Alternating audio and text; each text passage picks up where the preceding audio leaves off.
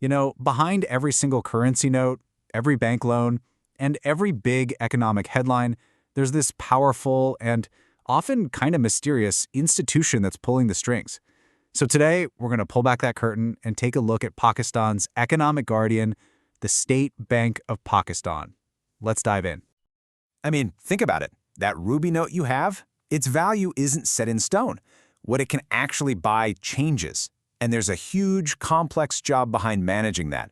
Well, the institution right at the heart of it all is the country's central bank. All right, so here's our game plan. First, we'll look at how the bank was born. Then we'll get into what its core jobs actually are.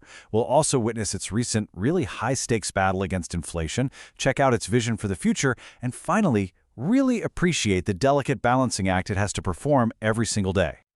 Okay, so let's rewind. Our story starts back in 1947. Pakistan is a brand new country, and it becomes very clear, very fast, that real independence needs more than just borders and a flag. It needs control over its own economic destiny. See, in those very early days, Pakistan was actually still depending on the Reserve Bank of India. But for the country's founder, Muhammad Ali Jinnah, this was a huge priority. He knew that setting up a separate central bank wasn't just about printing money. No, it was a bold declaration of financial sovereignty. And this timeline really shows you that evolution. It gets established in 1948. But then, in 1974, it's nationalized, which brought it under direct government control.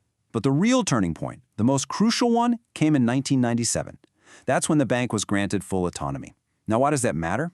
It meant it could finally make the tough, sometimes politically unpopular decisions, like hiking interest rates, to protect the economy's long-term health, without all that short-term political pressure. That was an absolute game changer. So, now that it's independent, what does this guardian of the economy actually do all day? Well, if you think of the whole economy as a patient, the state bank is its doctor.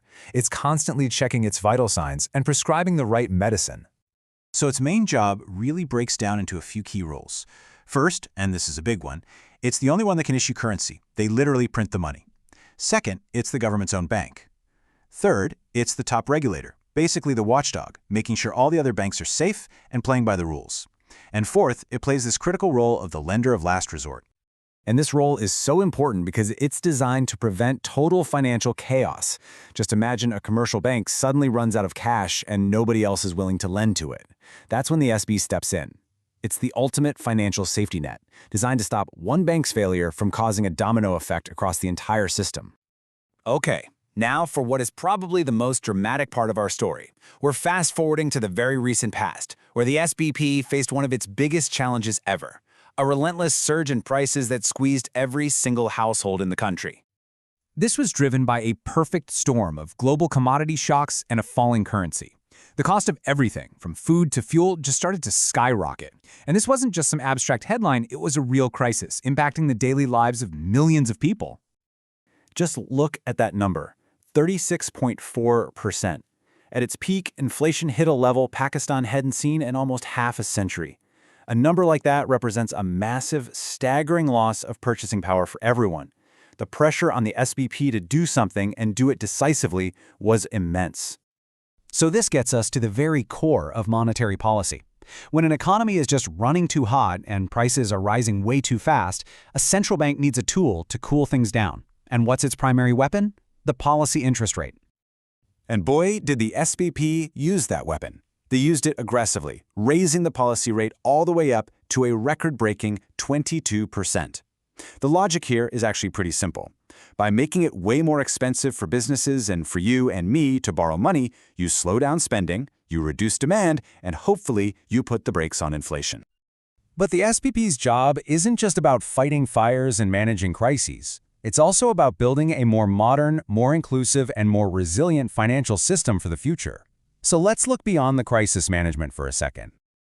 So on one side, you've got the old way of doing things, right? Long lines, everything in cash, limited access. But on the other side, you see the future that the SBP is trying to build. We're talking about initiatives like Rast, which is an instant payment system, and Roshan digital accounts for overseas Pakistanis. The bank is really pushing the country towards a modern, digital financial system. And it's not just about cool tech. It's about a much broader vision for the entire economy. By working to bring more people into the formal banking system, especially with its banking on equality policy for women, the SBP is trying to unleash new economic potential. Because think about it, when more people and more small businesses can save, borrow, and invest, the whole economy just becomes more dynamic. And all of this brings us to the very heart of the SBB's challenge. Its work is a constant, high-stakes balancing act. It's a true economic tightrope walk where any misstep can have really serious consequences. One of the key vitals it has to watch is the country's foreign currency reserves. This number, $14.51 billion, is kind of like the nation's savings account in foreign currency. It's absolutely essential for paying for imports and meeting international debt payments, and protecting this is a huge priority. And that right there is the core tension of the job.